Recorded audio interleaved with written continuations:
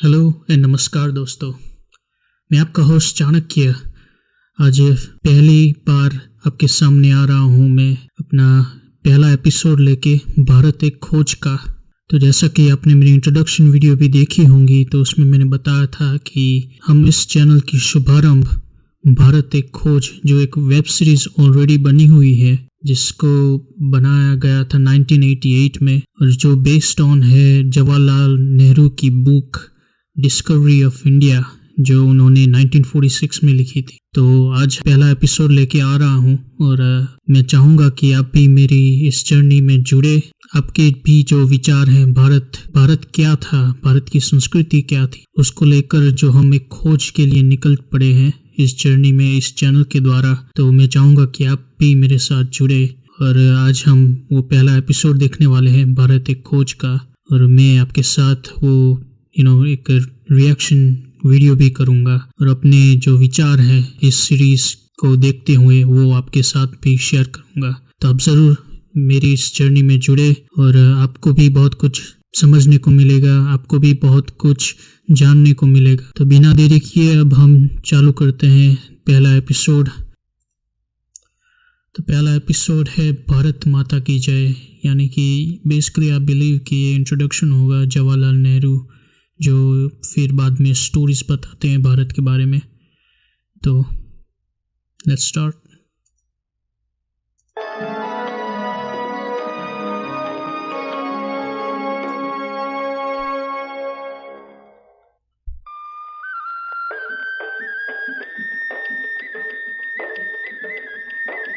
छोटा सा गांव,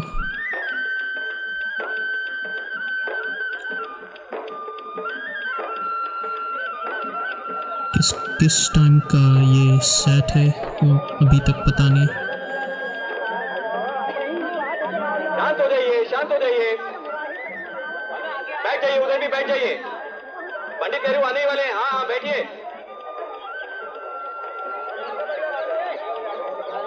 पंडित नेहरू आ गए, पंडित नेहरू आ गए, बोले पंडित नेहरू। चलो चलो। अच्छा, ये कोई सभा है जिसमें पंडित नेहरू को आना है।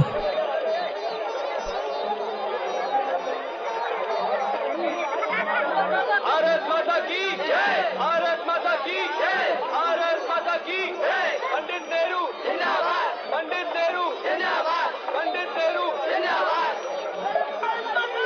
डेफिनेटली नेहरू जी उस टाइम पे एक बहुत बड़े नेता थे, और मेरे ख्याल से उसी टाइम का ये समय है 1946, जब उन्होंने ये किताब लिखी थी। इंडिपेंडेंस के टाइम के आसपास।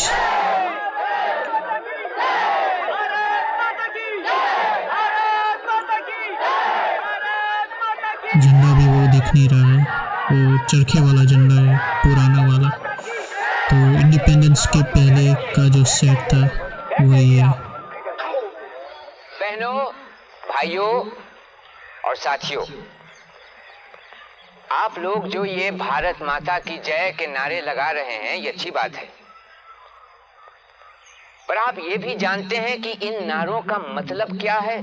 कौन है भारत माता? किसकी जीत चाहते हैं आप सब? बताइए, मैं भी जानना चाहता हूं।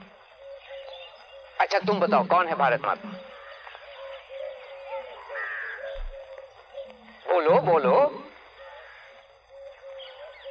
अच्छा, तुम बताओ, कौन है भारत माता?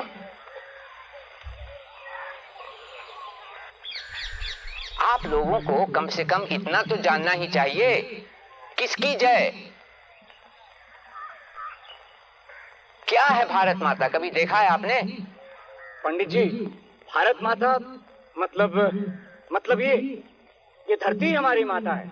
सिर्फ ये धरती, या इस गांव की धरती, या इस सूबे, इस इलाके की धरती, या सारा हिंदुस्तान? सारे हिंदुस्तान की धरती। सिर्फ धरती और कुछ नहीं? हिंदुस्तान की ये इतनी नदियां, पहाड़, ये सब नहीं? सभी हैं पंडित जी। ये नदियां, ये पहाड़, जंगल और हमारे ये खेत जो हमें अनाज देते हैं। इसके अलावा? इसके अलावा अच्छा क्वेश्चन पूछ रहे हैं। इसके अलावा भी कुछ ऐसा है जो इन सबसे अहम है। वो क्या? आप बताइए पंडित जी। भारत माता तो ये सब है ही, नदियां, पहाड़, खेत, पेड़, घने जंगल, समंदर, आसमान। पर मेरे या तुम्हारे बिना ये सब बेमतलब है। सबसे अहम है भारत की सरजमीन पर फैली आवाम।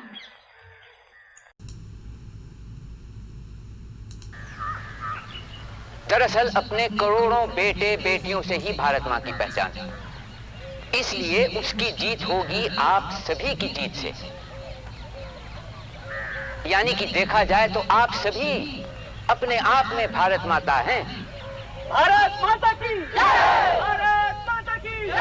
भारत माता की जय! भारत माता की जय! भारत माता की जय! भारत माता की जय!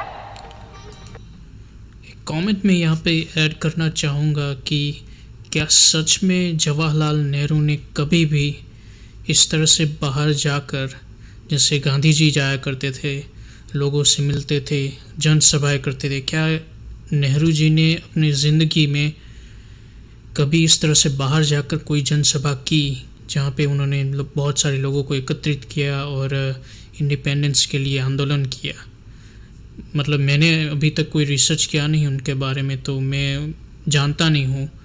हो सकता है किया हो, क्योंकि ऑब्वियसली उनका भी कंट्रीब्यूशन रहा है इंडिपेंडेंस में। पर जैसे कि आप जानते हैं कि मैं नेहरू, जितना भी अभी तक मैंने नेहरू जी को जाना है, वो उनके बहुत सारे ऐसे डिसीजन हैं, बहुत सारी उनकी कैरेक्टरिस्टिक है जो मैं नापसंद करता हूँ, तो इसलिए मैंने यहाँ पे उनको क्रिटिसाइज़ किया। तो आगे चल के अब देखते हैं। 1930 के आसपास जब भी जेल से बाहर रहा, खासतौर से सन 36-37 के चुनावी दौरों के वक्त, मैं भारत के तमाम सूबों के गांव और शहर घूमा। ये यात्रा खुद मेरे लिए एक खोज थी। ऐसा लगता था हिंदुस्तान के लोग, हिंदुस्तान की धरती अपने पूरे फैलाव के साथ मेरे सामने है। हिंदुस्तान के बदलते रंग रूप मुझ पर छाने से लगे। इसका विस्तार या अलग अलग रंग तो पकड़ में आ जाते, पर इन सबसे अछूती इसकी आत्मा को समझना मुश्किल था। हालांकि अपने अतराफ उसे महसूस जरूर कर रहा था। जितना ही भारत को देखा, उतना ही ये एहसास बढ़ा कि मेरे या किसी के लिए भी उस कल्पना को बूझना जो ये भूमि अपने में छिपाए है, बहुत कठिन है।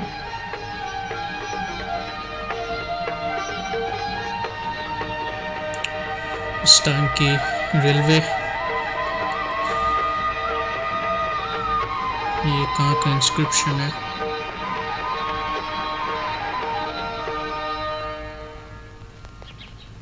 कभी तो भारत मुझे एक ऐसे शिलालेख सा लगता जिस पर मुख्तलिफ ख्वाब और ख्याल की तहें एक पर एक जमी हुई हों।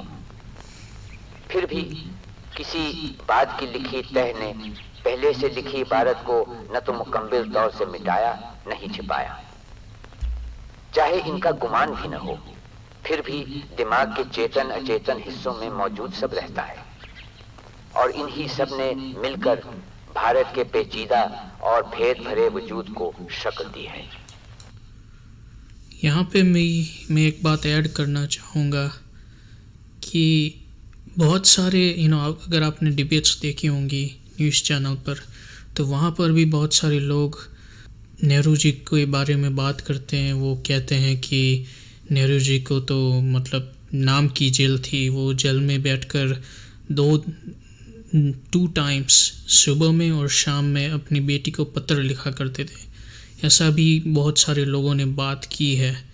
और जिस तरह से नेहरू जी को यहाँ पे डिपिक्ट्स यहाँ पे उनको दिखाया गया है, उस हिसाब से तो वैसा ही लग रहा है कि नेहरू जी को बस नाम की ही जेल है। जिस तरह से सावरकर जी को काले पानी की सज़ा हुई थी, उस तरह का कोई बहुत ही भयंकर टाइप ऑफ वर्क उन्हें नहीं दिया गया था। कभी भी उन्हें जेल में ज़रूर रखा गया, पर उन्हें जो भी सुविधाएं चाहिए थी वो शायद उन्हें मिल रही थी, जैसे कि पत्र लिखना, या उन्होंने 1946 में जो बुक लिखी जिसके बेसिस पर हम ये वेब सीरीज़ देख रहे हैं। तो वो एक बात मुझे ऐड करनी थी। आगे देखते हैं। हिंदुस्तान एक नक्शे और जोग्राफिये को छोड़कर क्या है? माजी में क्या पहचान थी इसकी? उस समय क्या था जिसने इसे इतनी शक्ति दी? क्यों ये शक्ति खो सी गई? क्या अब भी कुछ बाकी है? आज भी वो रह गया है जिसे हम जानदार और अहम कह सकें, सिवाय इसके कि बड़ी तादाद में यहां लोग बसे हैं?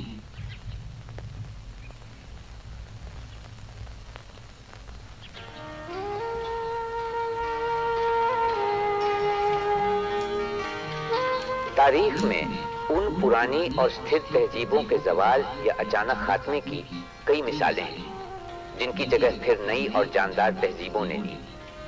क्या वो एक मार्मिक शक्ति है, एक अंदरूनी कुव्वत जो किसी तहजीब या कौम को जिंदा रखती है, जिसके बिना हर कोशिश बेकार सी लगती है, जैसे एक बूढ़ा जवान होने का स्वांग भर रहा हो?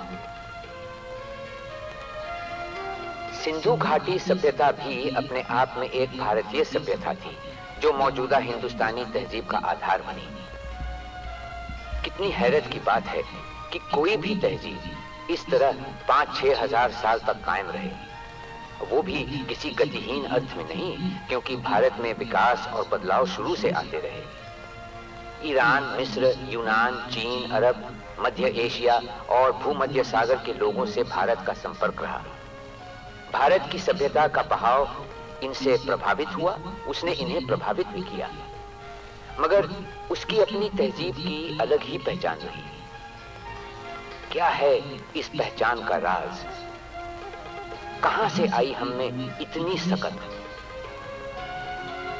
इनके एक एक वाक्य से मैं एग्री करता हूँ।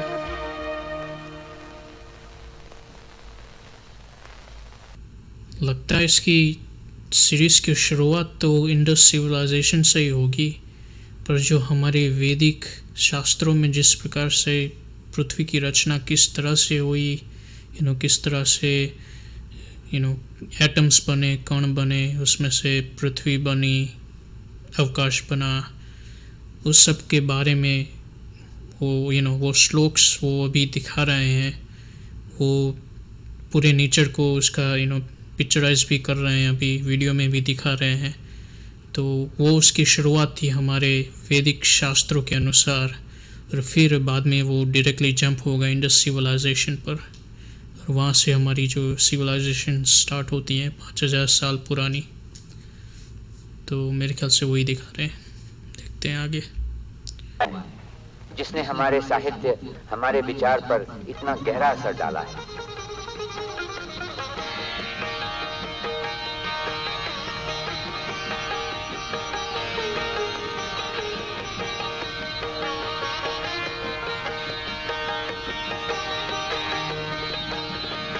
विशाल पर्वतों से मैदानों में बहने वाली नदियों ने भी मुझे लुभाया और हमारी तारीख के अनगिनत युगों की याद ताजा कराई।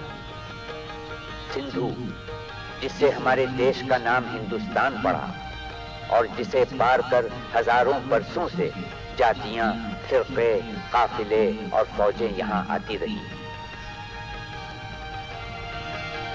ब्रह्मपुत्र, जो तारीख की मूल धारा से कटा हुआ रहकर भी किस्से कहानियों में हमेशा जिंदा रहा है।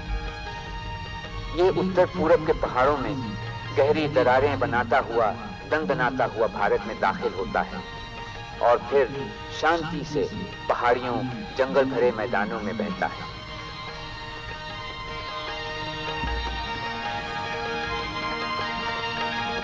यमुना, जिसके साथ रास, नृत्य और खेल की लीलाएं जुड़ी हुई हैं।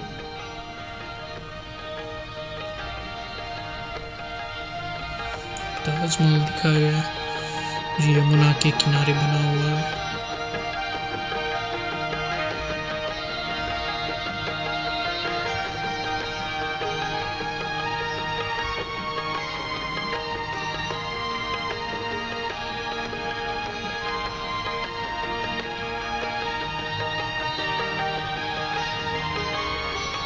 और गंगा भारत की अपनी नदी, जिसने अपनी खूबसूरत धारा में हिंदुस्तान का दिल मोह लिया है, जो आदिकाल से न जाने कितने करोड़ों लोगों को अपने तट की ओर खींचती रही है।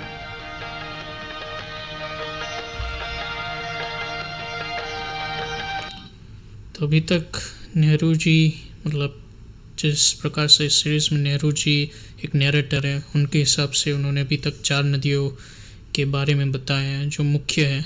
एक तो है इंडस, जो हमारी सिविलाइजेशन जहाँ से स्टार्ट हुई। दूसरी है ब्रह्मपुत्र नॉर्थ ईस्ट में, जिसके बारे में उतना नहीं होता हिस्ट्री में, पर वहाँ पर भी हमारे पुराने किंगडम्स रहे हैं, जैसे कि 15-16वीं शताब्दी में अहोम किंगडम था, जहाँ पे लशित बोरफुकन नाम के एक सेनापति थे, उन्होंने मुगलों को वहाँ से भगाया था। फिर तीसरी नदी थी यमुना, जो दिल्ली से होकर और अभी दिखाया भी था ताजमहल के किनारे से होकर जाती है। और चौथी गंगा। हालांकि जो नेहरू जी हैं यहाँ पे, उन्होंने गंगा के बारे में जो हमारी आध्यात्मिकता, आध्यात्मिक जुड़ाव है गंगा जी के साथ, वो उन्होंने नहीं बताया। बस उन्होंने बताया कि बहुत सारी सभ्यताएं यहाँ पे बसी हुई थी, बहुत सारे लोग इस गंगा के किनारे बसते थे। तो वो मेरा एक कमेंट है वहाँ पे।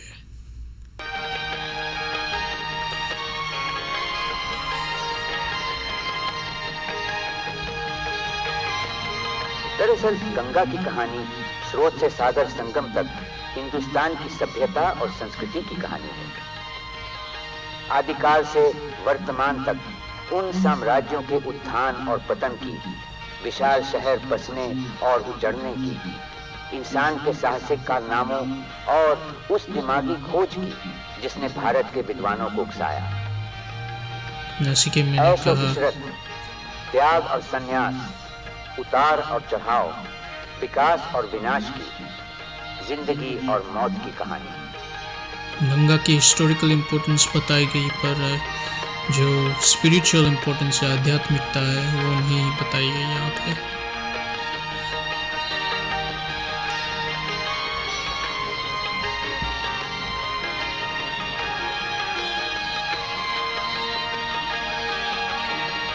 लगता है वाराणसी शहर, नहीं वाराणसी, ये हरिद्वार या इलाहाबाद, प्रयागराज हो सकता है।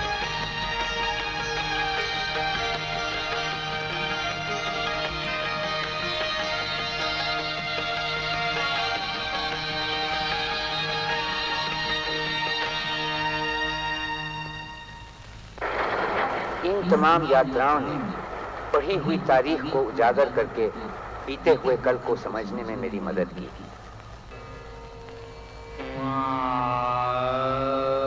ये बुद्धिस्ट का स्तूपा लग रहा है।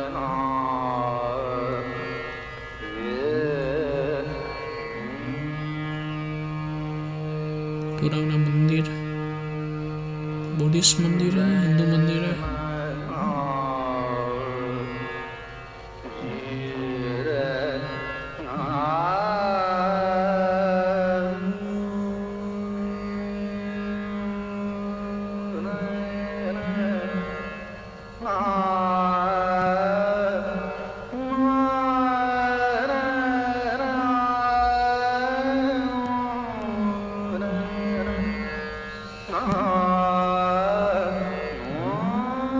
ज़्यादातर ये साउथ में ही मिलेंगे मेरे ख्याल से, क्योंकि उत्तर भारत में तो इन्वेडर्स ने प्रीटी मच एवरीथिंग ख़त्म ही कर दिया।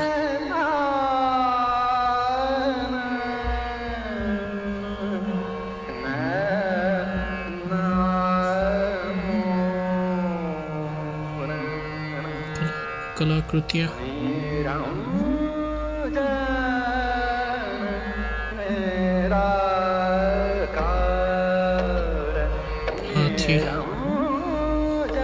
हाथियों का बहुत इम्पोर्टेंस रहा है हमारी कलाकृतियों में भी, मंदिरों में भी।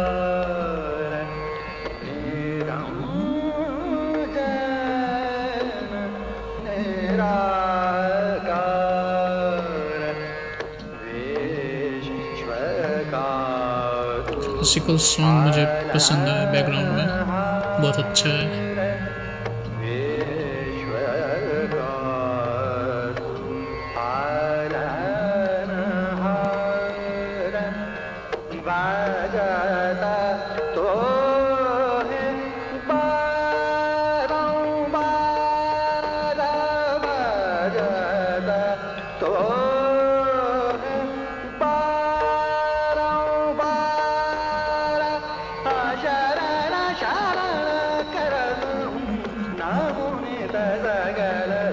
लगता है तो साउथ का ही मंदिर है ये, पता नहीं, पुराना मंदिर है। आई होप कि एपिसोड में वो नीचे लिख के आता, बताता है कौन सा मंदिर है, कहाँ का है, तो अच्छा रहता, जानकारी मिलती।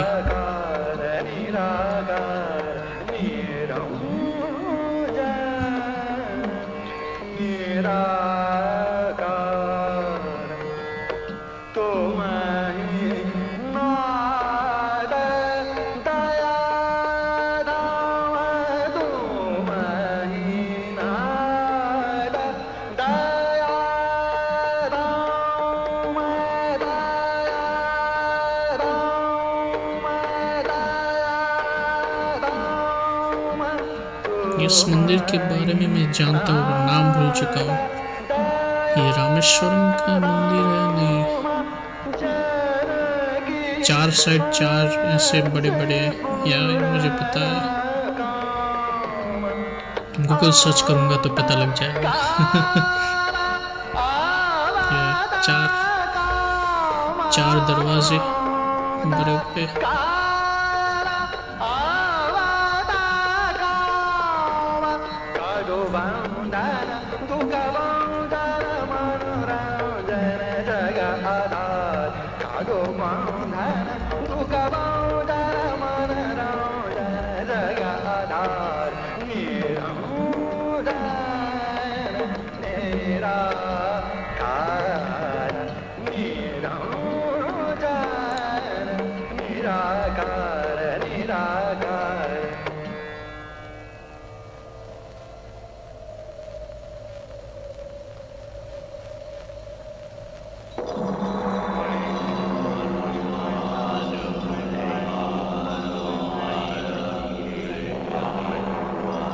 ये क्या है?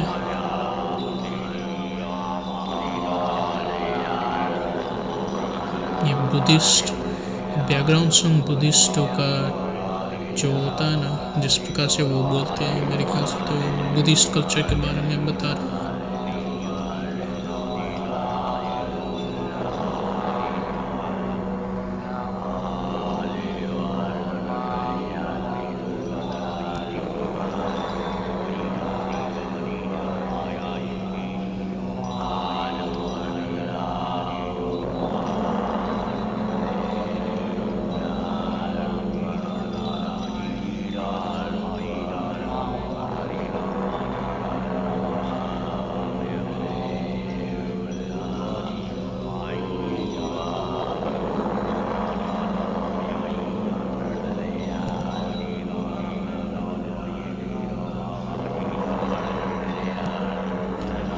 आकृतियों से कुछ पता चल नहीं रहा कि किसके बारे में बात हो रही है यहाँ पे।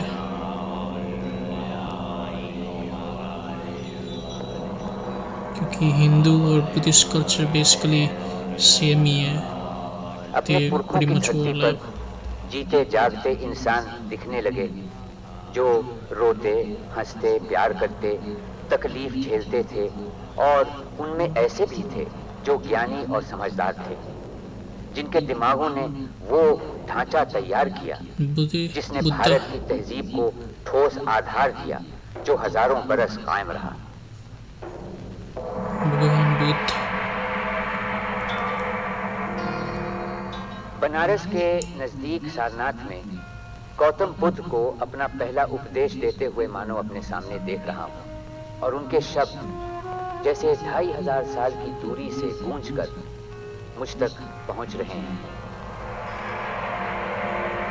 भिक्खु, जन्म दुख है, मरण दुख है, जरा दुख है, रोग दुख है। दुख देती अप्रिय की संगत, अच्छा, दुख मनुष्य का आर्य सत्य है। भगवान बुद्ध से दुख सीरीज की जड़ है शुरुआत हो रही है। इच्छा, तृष्णा, सुख की चाहत, तृष्णा, तृष्णा, स्वर्ग कामना, तृष्णा, तृष्णा, मरकर भी बाकी है, तृष्णा। तृष्णा ही पापों की माता। तृष्णा मानव आर्य सत्य है। काम तृप्ति भी मोक्ष नहीं है, देह सुखाना मोक्ष नहीं है। तृष्णा छोड़ो, तृष्णा तोड़ो, मोक्ष प्राप्ति की राह यही है, यही सत्य, निर्वाण यही है।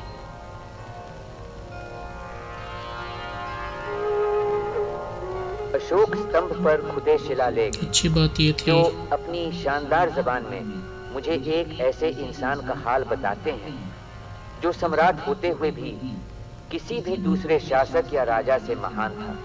ये आदेश हमेशा तिष्या नक्षत्र में पढ़ना और सुनना चाहिए। साल में 3 बार, कोई चाहे तो दूसरे मौकों पर भी इसे सुन सकता है। ये आदेश है देवन प्रिय राजा प्रियदर्शी का।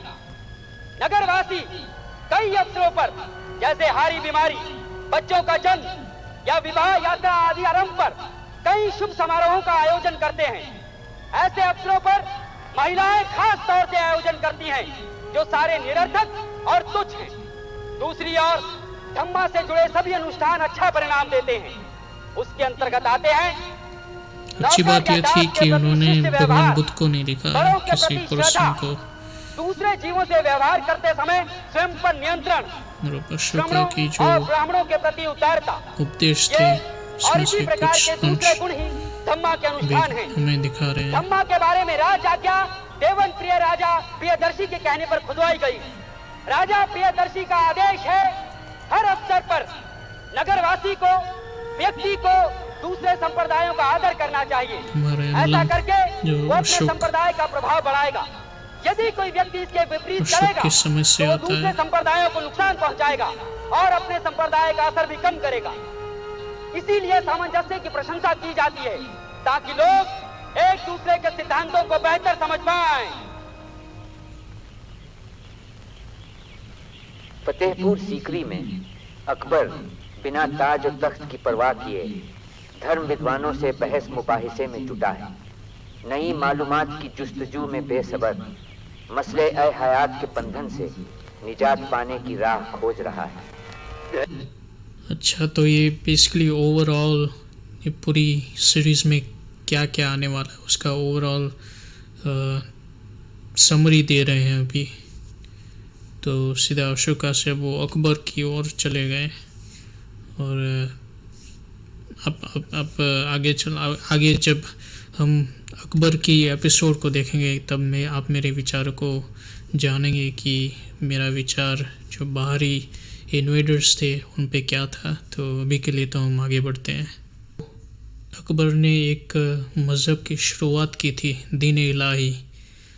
वो किस तरह से शुरुआत की थी उसके बेसिस पर से डायलॉग बनाया गया था। हालांकि इस डायलॉग जो था उसमें मुझे एक त्रुटि लगी कि उन्होंने हिंदू मुस्लिम सिख तो उस टाइम पर शायद अभी उनकी शुरुआत हो रही थी। पारसी समझ में आता है, क्रिश्चियंस कहाँ से आ गए? अभी तक तो ब्रिटिश इंडिया भारत में आई भी नहीं थी, ब्रिटिश ईस्ट इंडिया कंपनी। और जो फ्रेंच थे, पोर्टुगीज़ थे, वो भी उनकी अभी शुरुआत ही हुई थी भारत में आने की। तो कोई उतने क्रिश्चियंस तो होगी भी नहीं। तो मुझे उस डायलॉग में थोड़ा अजीब सा लगा, पर जो भी है आगे।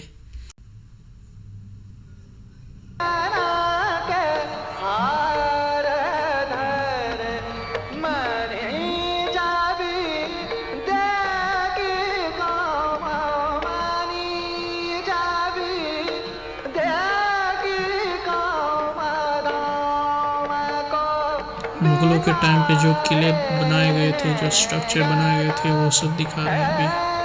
गाड़ा है जो कार गाँव में जो भावनी बारे दिन चढ़ गया है अरे प्यारा नैना निहारे प्यारा नैना निहारे गाड़ा निहारे गाड़ा निहारे गाड़ा है जो कार गाँव में।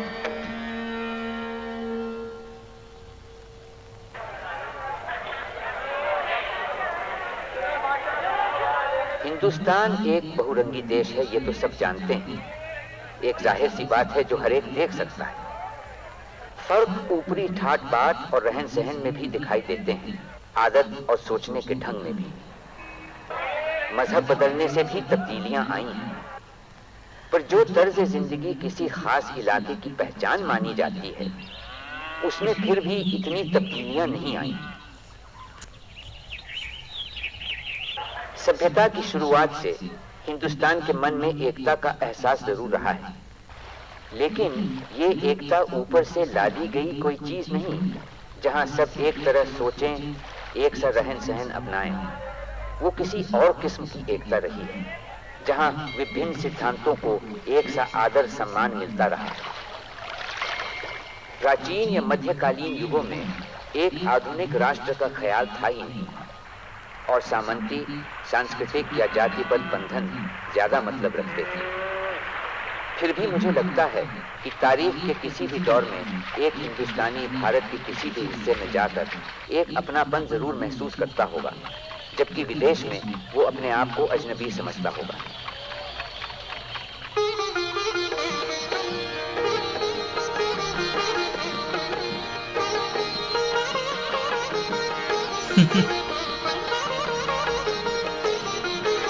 गांधी बापू कौन था?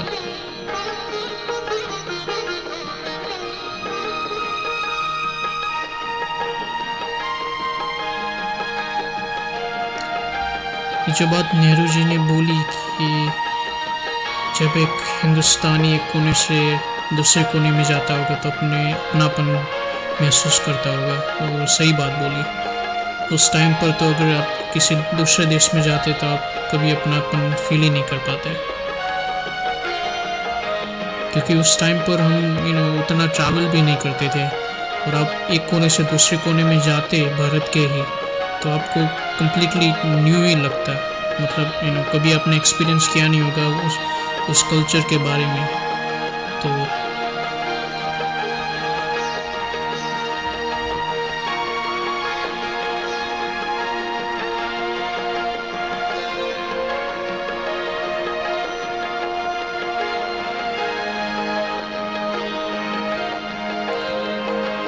हालांकि ये सब कंचा खेलना ये सब तब निकल चुका है मेरे ख्याल से। ये 1988 का भारत है, जब ना कोई इंटरनेट था ना ये सब कुछ था। आप समझ सकते हैं।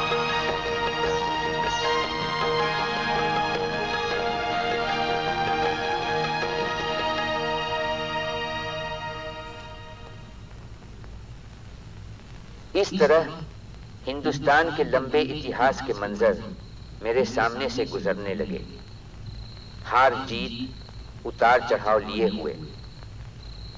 कितनी अनोखी है ये परंपरा जो तारीख के 5000 साल से गुजर कर चली आ रही है। हमलों और उथल पुथल के बावजूद ये परंपरा कायम रही और उसने अवाम में फैलकर उन्हें प्रभावित किया। और फिर इतिहास का कारवां दुख भरे वर्तमान पर आकर रुक गया।